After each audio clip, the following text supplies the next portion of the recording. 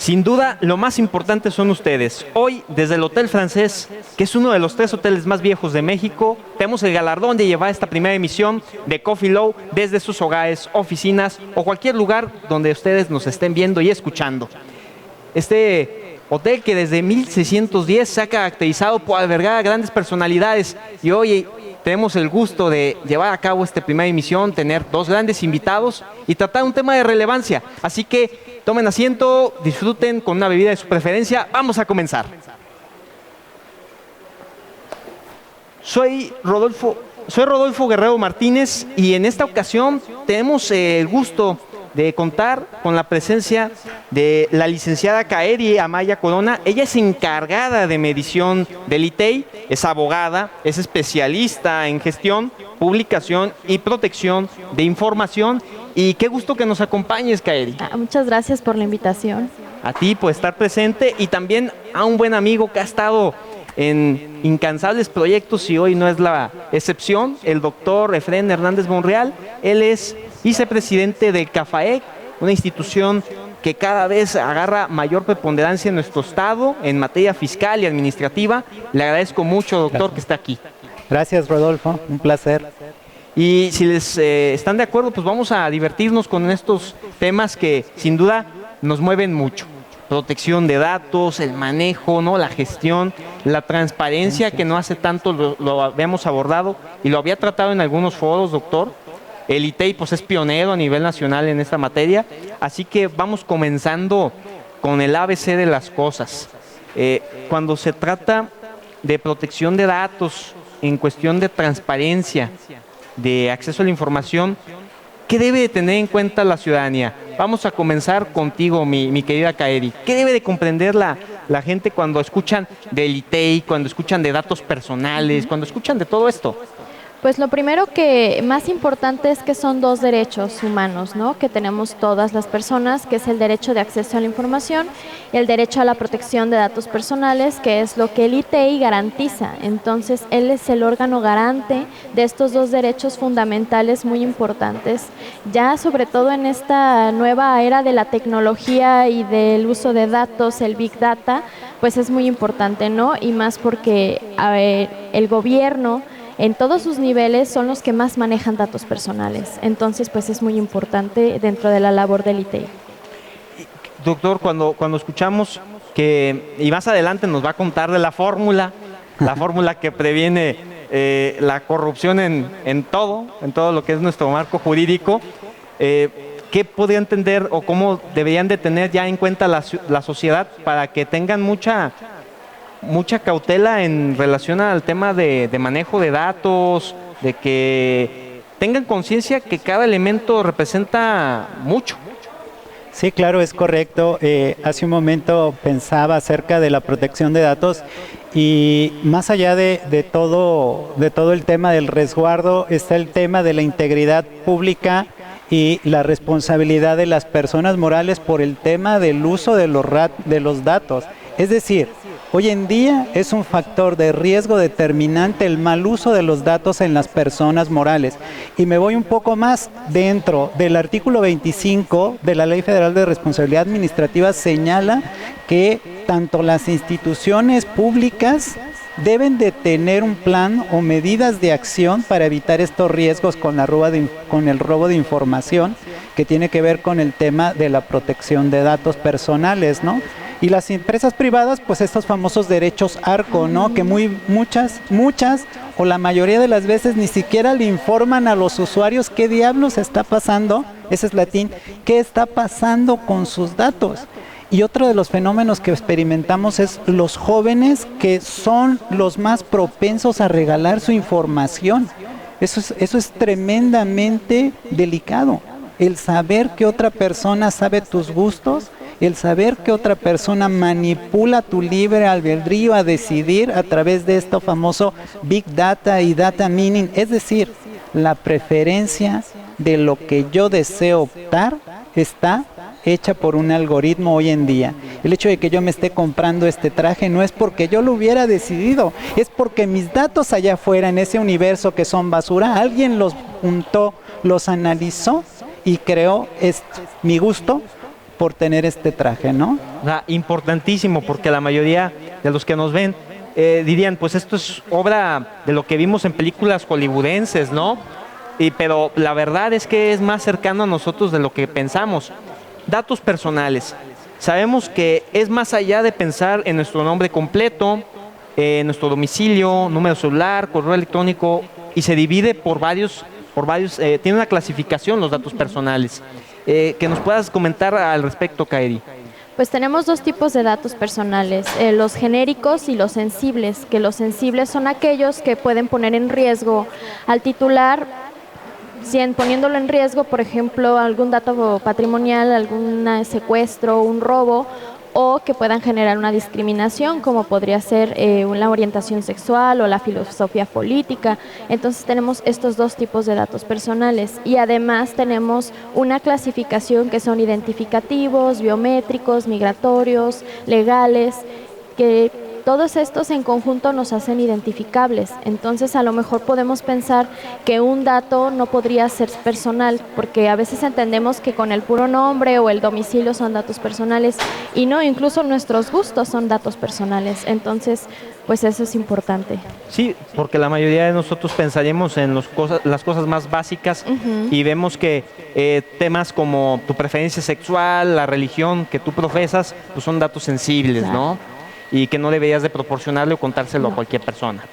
Ahora, doctor, mencionaba algo muy importante. La ley de protección de datos personales en posesión de particulares y de sujetos obligados.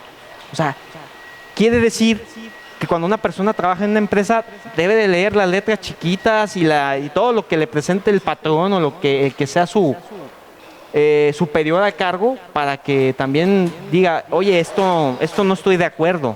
Sí, es correcto. Tanto el personal subordinado como los terceros tienen este famoso derecho ARCO y tienen que hacerlo efectivo, y también tiene que haber un lugar dentro de la organización, sea a través de nubes, sea a través de medios digitales o físicos, donde se les diga y se les señale que tienen ese ejercicio, esos derechos, ¿no? Recuerdo un caso emblemático hace poco de un usuario de tarjetas de un banco X.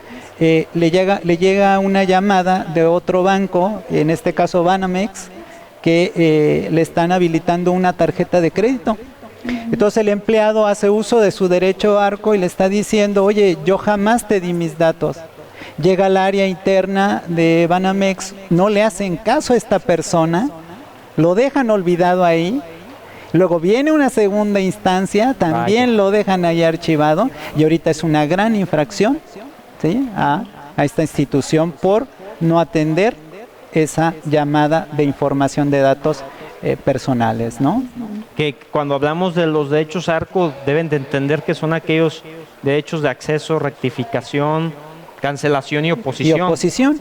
Que básicamente cuando tratamos ese tema es obligado, prácticamente interrelacionado, a hablar del derecho al olvido, ¿no?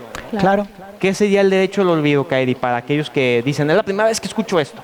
Por ejemplo, cuando nosotros hay una noticia o hay una nota que está en internet, pues que nos causa, a lo mejor nos merma nuestra dignidad o nuestra moral, pues tenemos un derecho al olvido. Esto quiere decir de que se borre, que se elimine, que se olvide esa afectación, ¿no? Y entra dentro del derecho de cancelación, ¿no? Que se olvide ese dato. Cuando hablamos de los casos, me suena mucho que presentó un ciudadano, si no me equivoco, al INAI hace un par de años, el caso en donde él deseaba que una información que él sentía que le perjudicaba, que se desindexara de Google, del buscador. Sin embargo, el INAI le dio la razón, pero al buscar a Google México decía, es que espérame, yo no soy más que una sede que no tiene injerencia en esa toma de decisión, y más bien debes de ver qué te responde Google Inc. Y en esa respuesta más bien creo aquí que se aplicó un famoso lobbying y la respuesta fue no, olvídalo, y el INAI, ¿sabes qué? No se pudo, ¿no? Pero digo, son cosas que sin duda alguna quedan como presente para ir avanzando, ¿no? Sí, creo que México está todavía en pañales sobre ese tema, no como el derecho europeo. En el derecho europeo sí está muy bien semblanteado qué quiere decir el derecho al olvido y cómo un tercero o un involucrado o incluso la persona que se ve afectada puede acudir a una instancia, a un tribunal y puede tener esta sentencia favorable para que sus datos sean olvidados, ¿no? Aquí en México difícilmente podremos ver que se nos quite de ciertas páginas en internet, como puede ser el Facebook, que vemos por ahí anuncios, por ejemplo, de paga tu deuda de Coppel, ¿no? Cuando no es cierto. Y uno dice, oye, ¿pero por qué? Y yo podría hacer algo si fuera una persona, un ciudadano de pie, tener una instancia para acudir y denunciar a esta compañía, a este sujeto de esta compañía que está poniendo esa información. Sí hay mecanismos a través de estas instituciones como el IFAI, ¿no? Sí, de hecho, en España, la agencia española ya tiene un mecanismo de que si hay una publicación de tus datos en Facebook o en Google, ya ellos contactan directamente a la empresa y como medida cautelar eliminan esos posts y bloquean esos posts y así evitan que se siga propagando, porque a veces pues lo puede eliminar Google, pero no falta quien haga una captura de pantalla. Entonces, pues ya hay un mecanismo y como comentaba el doctor, estamos en pañales en México todavía. Yo creo que de alguna u otra forma es crear conciencia, porque eso de la publicidad engañosa, pues me suena obviamente cometer el delito de básicamente de chantaje o de extorsión o de fraude, ¿no? Sí, y hay un fenómeno que se da con todas estas descargas de las aplicaciones gratuitas. En realidad no son gratuitas, por favor, jóvenes. No vean que eso que dice free tiene un costo y son sus datos que están alimentando una base de datos. No descarguen esas aplicaciones para reconocer. Imagínense lo peligroso que es, voy a poner un ejemplo. Estas aplicaciones que hacen que su rostro facial se vea más viejo o más niño, les están robando su identidad. Una base de datos ya tiene todo su perfil, ¿sí?, visual de cómo se ven ustedes, ¿no? Entonces, tiene un costo, lo gratis, demasiado alto. Pierdes tus datos privados. Que eso es importantísimo dejarlo en claro. Es decir, también el derecho tiene que estar a la par con las tecnologías de la información y comunicación. ¿Cuántos fenómenos no estamos viviendo en la actualidad? Como lo dice, con el uso inadecuado de aplicaciones como FaceApp, o que después escuchamos de el gran empuje que está teniendo TikTok entre los niños, y que sabemos que pueden ser estos niños víctimas de grooming, que puede ser víctima de sexting, y son delitos que no están correctamente tipificados en el ordenamiento penal, que simplemente están tomados en cuenta, pero bajo una homologación que de ninguna forma cubre la pena o la multa que esperarías como ciudadano. Entonces, tiene que existir esa conciencia que nos puedas decir, Kaeri y doctor Efren, cuando hablamos de la huella digital.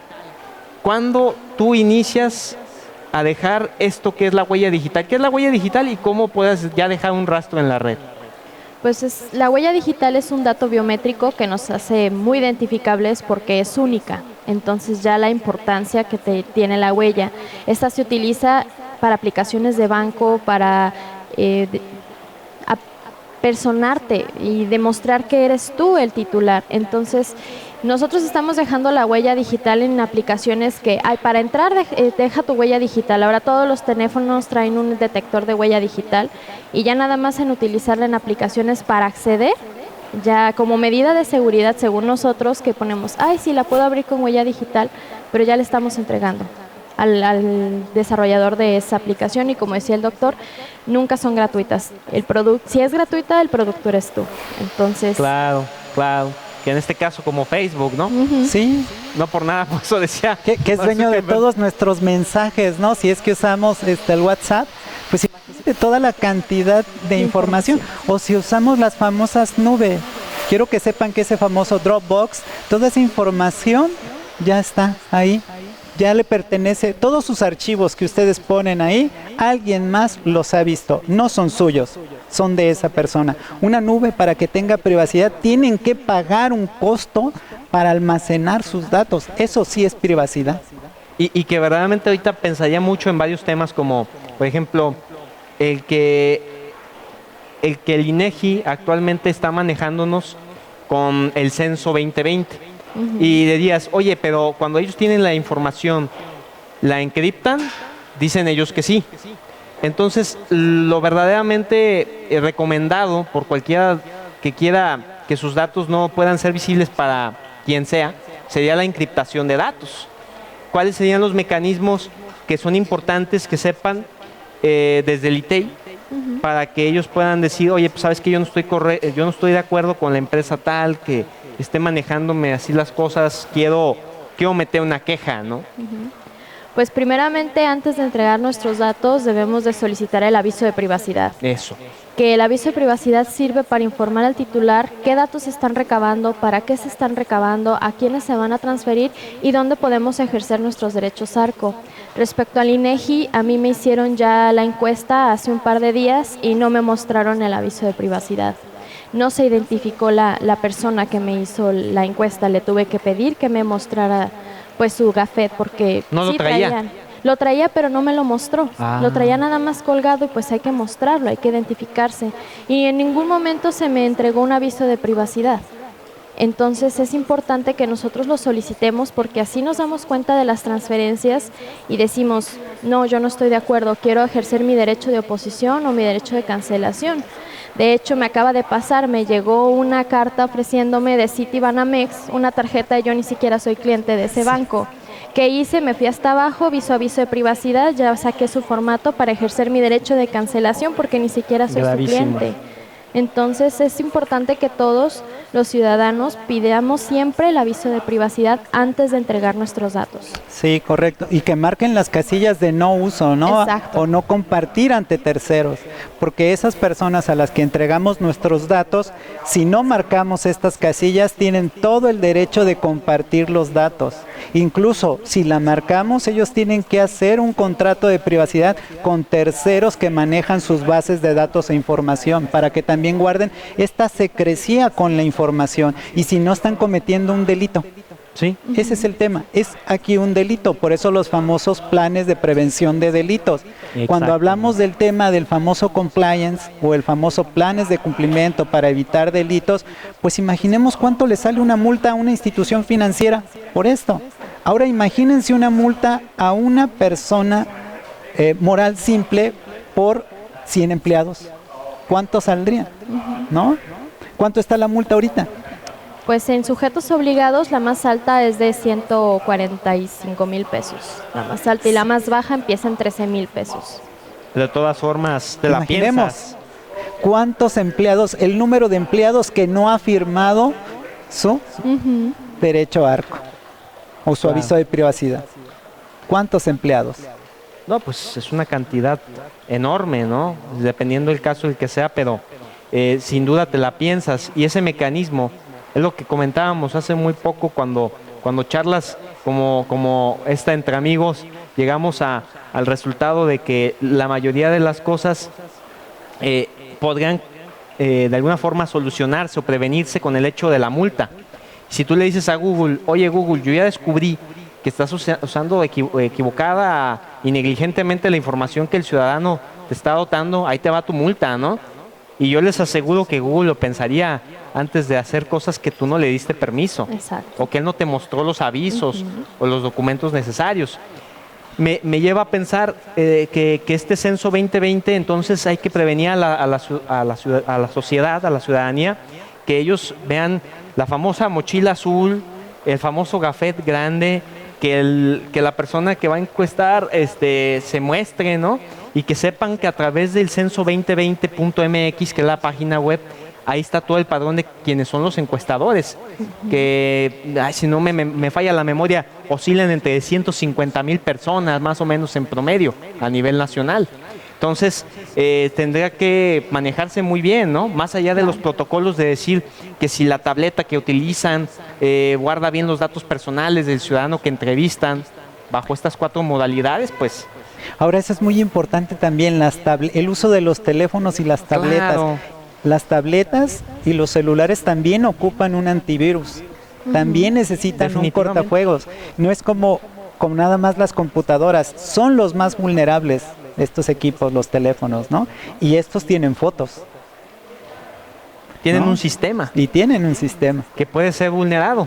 Que en este caso, retomando a lo mejor el caso específico del INEGI, ellos podrían decir, ellos dicen que se autohackean para prevenir ataques informáticos, pero de todas maneras yo digo que jamás es suficiente, ¿no? Jamás. Y pues si al encuestador le roban la tableta y es un profesional, podría dar con algo, ¿no? Podría dar. Pero bueno, en el caso promedio, como bien lo tratamos en teléfonos celulares, ¿cuántas veces no somos víctimas de un robo de identidad? Que en nuestro país es lamentablemente famoso por caer en esta lamentable estadística. El robo de identidad, ¿qué debe entender la sociedad? Lo que no debe dar en cualquier página para que no sea víctima de esto. Lo más común es que les llegan correos electrónicos de que de sus bancos se está bloqueada su tarjeta, tiene cargos no reconocidos, necesito que rectifique sus datos personales, les ponen un link, entran y ahí ponen toda su información y se está capturando. Entonces siempre la recomendación que damos en el ITEI, porque a nosotros a cada rato nos hablan ciudadanos porque ya les robaron la identidad, es que antes de dar clic, de entregar o de abrir, llamar a la fuente, llamar al banco y preguntar. Y a mí me llegó un mensaje de que yo tenía un cargo no reconocido, que mandara mis datos de la tarjeta por texto o que entrara a una liga, y ya viendo el puro link me di cuenta que ni siquiera, porque estaba Santander mal escrito. Entonces llamé al banco y me dijeron, no señorita, no tiene ningún cargo. Y ya no entregué yo datos. Entonces siempre hay que verificar primero a la fuente antes de entregar cualquier dato. Llamen ustedes directamente a los bancos, a las empresas, a las tiendas antes de entregar información. De muy mal gusto y además un delito.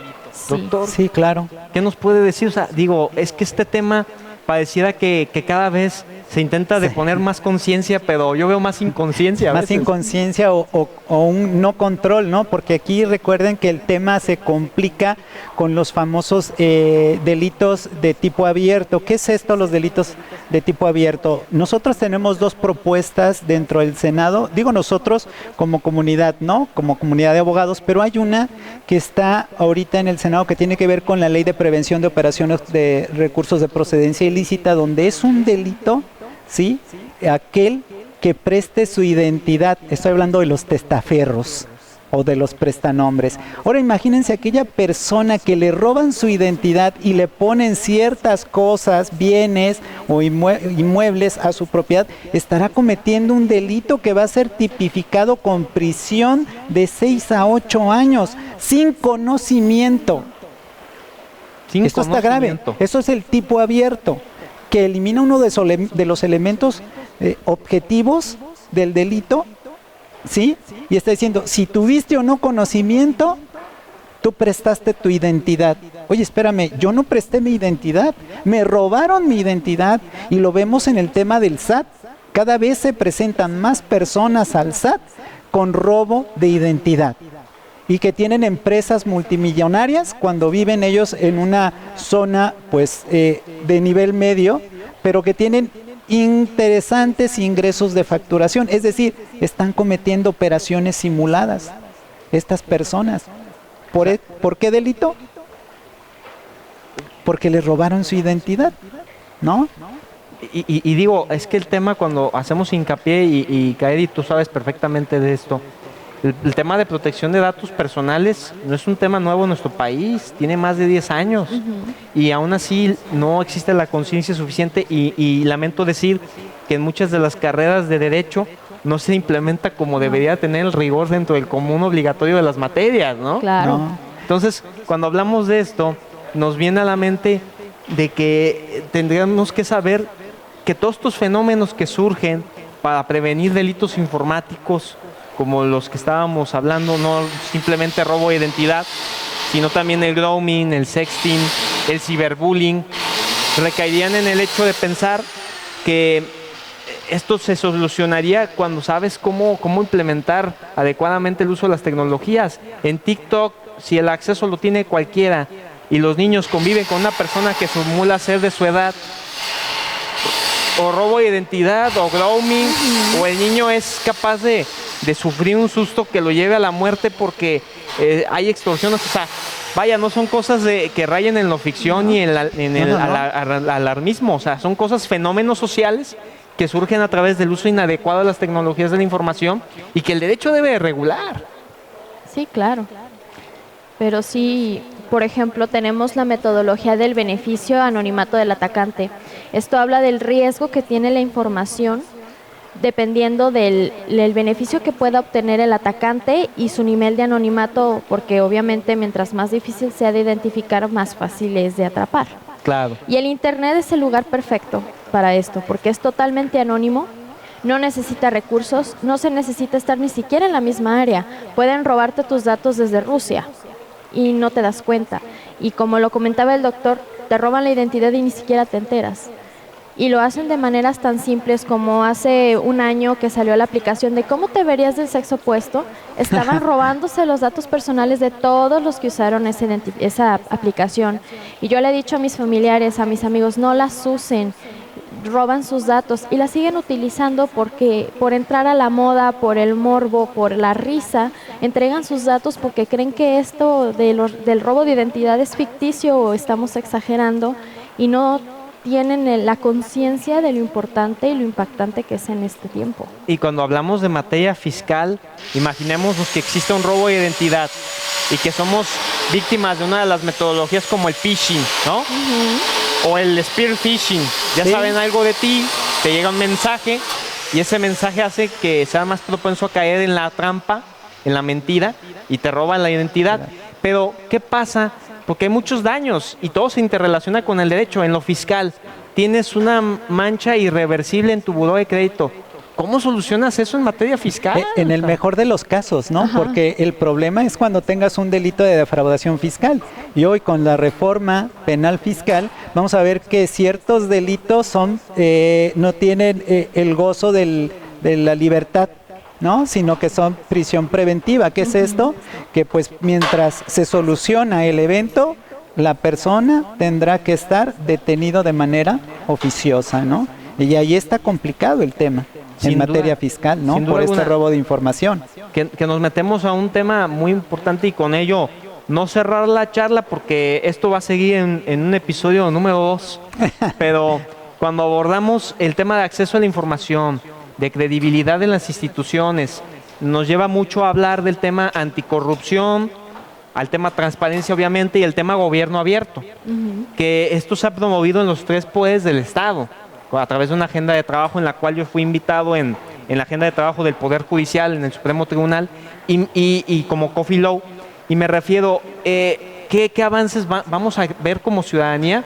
A que los poderes del Estado tienen que ser abiertos, tienen que ser cautelosos, y tienen que ser amigables con el ciudadano. El ciudadano no sabe en qué mundo vive. Tienes que orientarlo. Entonces, ¿cuáles puntos nos podrías comentar, querida Kaeri, sobre lo que ya están presentando y están trabajando intensamente en el ITEI? Pues Gobierno Abierto ha sido uno de los principales ejes de trabajo del ITEI porque va muy de la mano con el derecho de acceso a la información, porque sí, a veces pues tenemos toda la información a la mano, pero el ciudadano no la comprende, no la entiende. O si la entiende no puede opinar al respecto. Y Gobierno Abierto es eso, que acerca a los ciudadanos con las instituciones de gobierno para poder trabajar juntos y crear dinámicas y acciones. ¿Para qué? Para que todos formemos parte de la toma de decisiones. Y el ITEI y la presidenta, la maestra Cintia Cantero Pacheco, ha trabajado muy de cerca con Gobierno Abierto y ha sido uno de los ejes, sobre todo del año pasado, principales del ITEI. No, le mando un gran saludo a la maestra Cintia, una precursora de la materia de la transparencia, y qué bueno que se estén haciendo estas agendas porque es la única manera de decirle a los poderes del Estado, vivimos en el 2020, no vivimos a principios del año 2000. Sí, es ¿verdad, correcto. Doctor? Y la agenda anticorrupción, ahora sí, doctor, la fórmula mágica en la cual vemos que la manera en que se soluciona la corrupción aparentemente con esta fórmula es muy sencilla, pero es bien difícil en la práctica. Sí, ¿verdad? Es decir, sí necesita haber más transparencia o rendición de cuentas y algo que solo tiene la autoridad, que es esta mecánica de que puede actuar a su libre albedrío, o decirlo así, ellos deciden qué y no, mostrar a la ciudadanía. Por eso es este tema del gobierno abierto, ¿no? Este tema de la transparencia. Y yo aquí hago un paréntesis sobre la transparencia porque a mí me encanta mucho la filosofía coreana alemana. Sí. Y estoy hablando del tema de lo que es la sociedad de la transparencia. Increíble. Cuando hablamos de la transparencia, lo primero que debemos de pensar no es aquella caja de Pandora de cristal donde ponemos adentro a un ciudadano o a un diputado, a un senador y lo estamos mirando.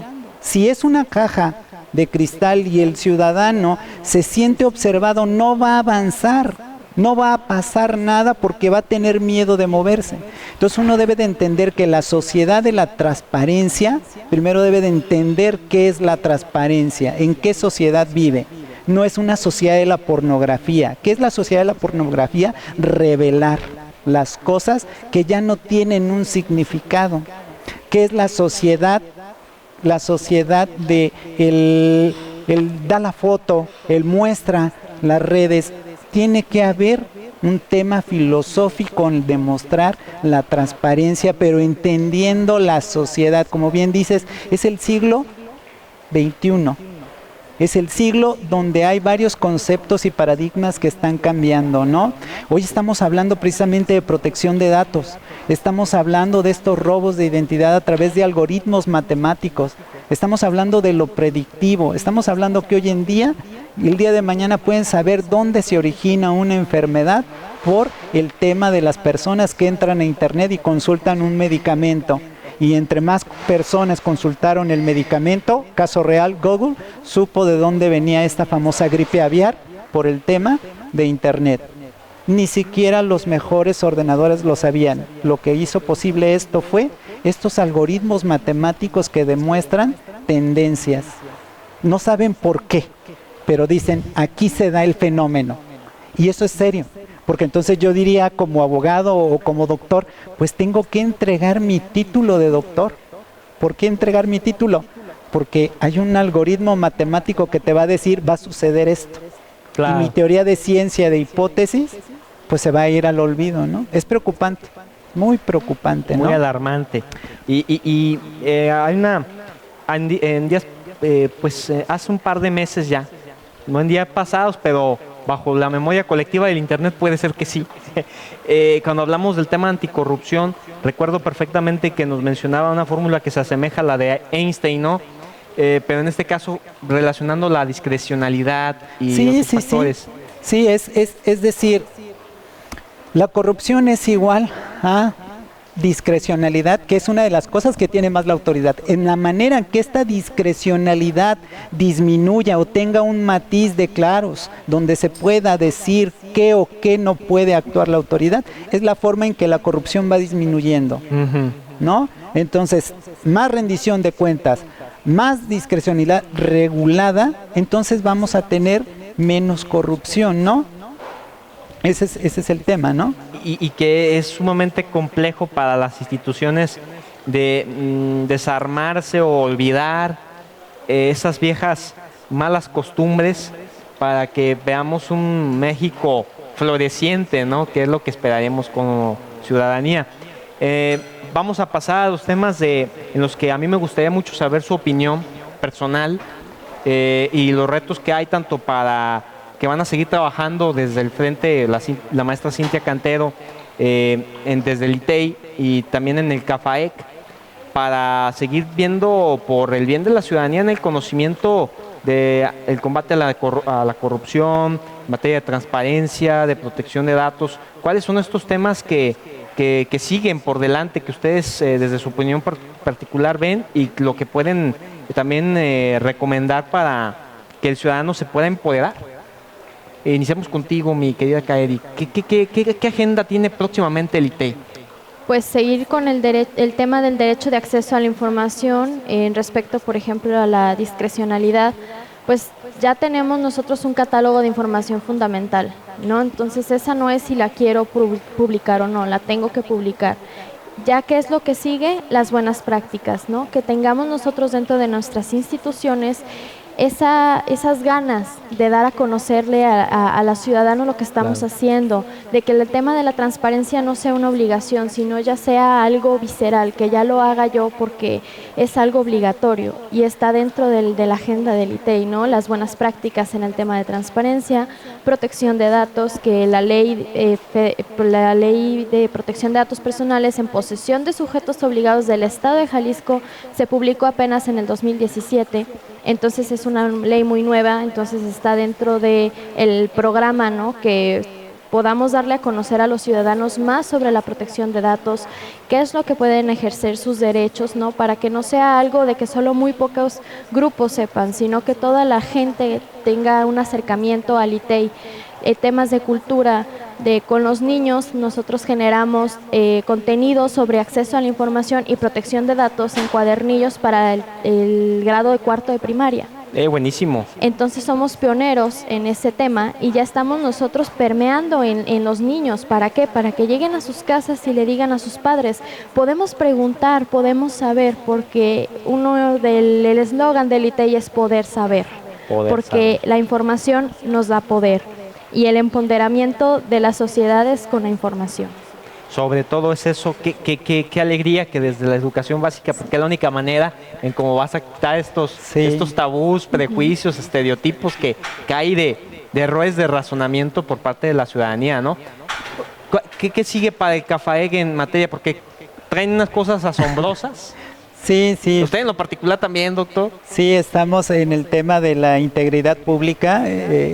Una de las vertientes es integridad pública y otra es el tema de los modelos preventivos. ¿Por qué modelos preventivos? Por el tema de cumplimiento normativo. Porque hoy en día existe en México la responsabilidad penal de las personas morales. Y la responsabilidad penal de las personas morales tiene que ver con todos aquellos delitos en los que un ente puede verse sumergido, y uno de ellos es los datos, la información, los datos. Otros son los delitos fiscales, los delitos administrativos. En este caso estamos hablando también de los temas de corrupción, de soborno. ¿Sí? Y a veces lo que yo siempre digo es que los alumnos, los estudiantes de Derecho, es urgente una actualización de su currícula. Es decir, los abogados y los contadores son dos profesiones que están próximas a extinguirse si no hay una actualización de currícula por los medios y las tecnologías hoy en día. Tenemos que saber de informática, tenemos que saber de este derecho comparado de información, pero más allá de todo eso, tenemos que ser nosotros, los profesionistas, los preocupados porque los estudiantes, así como nuestros hijos, ¿sí?, aprendan cada día más, ¿sí?, acerca de estos temas, que es, uno, tener ese mecanismo de prevención de un delito. Dos, que sus datos son suyos y no pueden renunciar a ellos. Que yo quiera compartirlos, ese es otro derecho que tengo, ¿no? Y el tercero y lo más esencial es, otra vez, en el pie sobre los alumnos, se tiene que actualizar su currícula. Nosotros como institución lo que estamos haciendo es estos convenios colaborativos con distintas instituciones donde les estamos enseñando estas políticas de integridad. Y yo me imagino, para todos los entes públicos, ellos deben de tener ya sus modelos de prevención de delitos. El ITEI o el ITEI debe de tener ya su modelo de prevención de delitos. ¿Por qué? Porque es integridad pública y porque puede haber cierto robo de información aún dentro de la institución como en una privada. Sin duda. Sin duda, en todos estos modelos se tiene que aplicar todo esto. Ahora sí que pues pasamos a este apartado de conclusión de información que cura. Básicamente la recomendación, el exhorto que le puedes hacer a Eri, que le puede hacer doctor a todos los que nos vean, para que sepan qué debo de leer, dónde me debo de informar, cómo debo de proceder y cómo me puedo cuidar en esta etapa tecnológica. Claro. En la página del ITEI nosotros tenemos un apartado que son recomendaciones para los habitantes del estado de Jalisco, donde les damos pequeños tips, ¿no?, que nos pueden ayudar a proteger nuestros datos en todos los ámbitos. Y de conocimiento, pues saber que hay avisos de privacidad, acérquense al INAI, acérquense al ITEI, métanse en las páginas, todos tenemos documentos para ustedes, para que conozcan lo que hacemos nosotros y los derechos que tienen ustedes. A veces nos da un poquito de flojera leer la Constitución, pero hay que leerla, ¿no? Porque ahí vienen los derechos y lo que podemos nosotros exigirle a los gobernantes. Entonces los invito a que se acerquen a las instituciones, que se acerquen al sector privado, a las asociaciones civiles, para que se empapen en este tema y sepan lo que podemos hacer y lo que no. Importantísimo que chequen las páginas oficiales y que sepan que el horario de atención para que un ciudadano presente algún caso de interés en el ITEI, ¿de qué horas a qué hora sería? De 9 a 5, de lunes a viernes, en la oficialía de partes. Acuden, tenemos formatos para desde solicitar información, interponer recurso de revisión de acceso a la información, solicitar un derecho ARCO, un recurso de revisión de derecho ARCO, presentar denuncias, eso es muy importante, denuncias por el maltratamiento de datos personales por parte del sector público, y acérquense, pueden acercarse incluso a la recepción y ahí pueden solicitar que los asesoremos y vamos a bajar con ustedes y los llevamos de la mano para que ejerzan sus derechos. Nos encanta que acudan a la institución porque podemos acercarnos a ustedes y pues los ayudamos directamente y los podemos asesorar desde que si tienen dudas que nosotros podemos resolver o incluso asesorarlos si necesitan acudir al INAI. Excelente. Doctor, exhorto, recomendaciones, ¿qué sigue? ¿Qué se puede también esperar de los cursos que incluso va a tener también CAFAEC muy importantes? Sí, claro. Pues antes que nada, la primera recomendación es que sigan viendo el tema de Coffee Law, que es una institución muy sana, que tiene programas novedosos. Esa sería la primera recomendación. Otra de las recomendaciones son libros que a mí siempre me gusta hablar sobre temas de libros porque es el tema que nos enseña más como educadores, ¿no? Hay dos libros en especial que he leído últimamente, uno que se llama La Red Oculta. Ese libro de La Red Oculta, yo lo hubiera leído a los 20 años, lástima que lo leí demasiado tarde, pero vienen muchas técnicas de lo que sucede en el robo de datos e información en Internet. Y otro de los libros es Armas de Destrucción Matemática. ¿Por qué armas de destrucción matemática? Porque los estoy diciendo lo que un algoritmo puede hacer con sus datos. Vienen 20 ejemplos de lo predictivo. Y viene por qué estas armas de destrucción matemáticas están haciendo una segregación más de la pobreza y la riqueza. ¿A qué voy? Quien tiene la información, dijimos que era poder, pero quien procesa y manipula la información tiene algo más allá del poder. Entonces hay que tener en cuenta eso, ¿no? Y la última recomendación, como siempre lo he dicho, es a los alumnos, a los estudiantes en Derecho, a los estudiantes de cualquier licenciatura, es las tecnologías están con nosotros. Desgraciadamente no podemos dejarlas de lado. Mi recomendación sería fácilmente, hay que quitarnos esto, porque si ustedes supieran cuánta información tiene este aparatito de mi persona, si duermo con él, sabe cómo respiro, cómo duermo y hasta cuántas veces bostezo.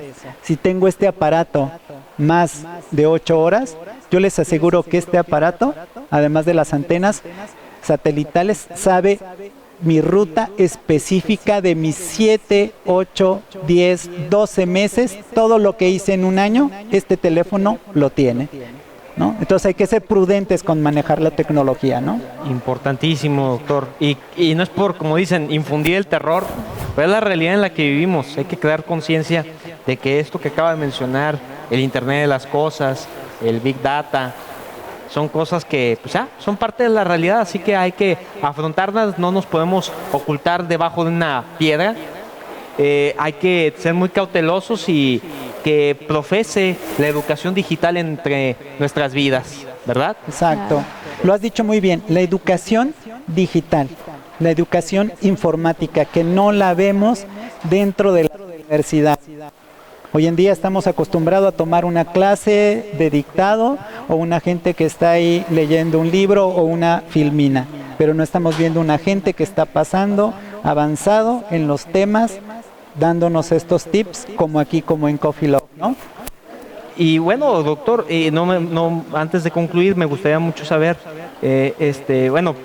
haciendo de conocimiento la unión que vamos a hacer entre Café y Coffee Love, pero ¿qué tienen en puerta? Tienen cosas muy importantes en puerta con Café. Sí, claro, tenemos el primer máster en cumplimiento a través de la Universidad de Salamanca. Ese es uno de las iniciativas de este año que ya arrancamos con la primera edición. Y este máster en cumplimiento es integridad pública, tratándose del sector público. Es decir, cero tolerancia a la corrupción, y hay estos índices y hay estos controles. En el sector privado es prevención de los delitos, ¿no? Y tenemos, por ejemplo, la especialidad en el ITESO, que estamos iniciándola, integridad pública y combate a la extinción, ¿no? Es decir, estos mecanismos que tiene el gobierno para hacerse de los recursos a través de la famosa Ley Nacional de Extinción de Dominio, para recuperar todos estos bienes, ¿no? Importantísimo, y bueno, básicamente lo que sigue, lo que estaremos también construyendo en pro de nuestro bello país, y pues básicamente para todas las personas interesadas en el mundo. Ya con el internet todo está interconectado al final. Sí.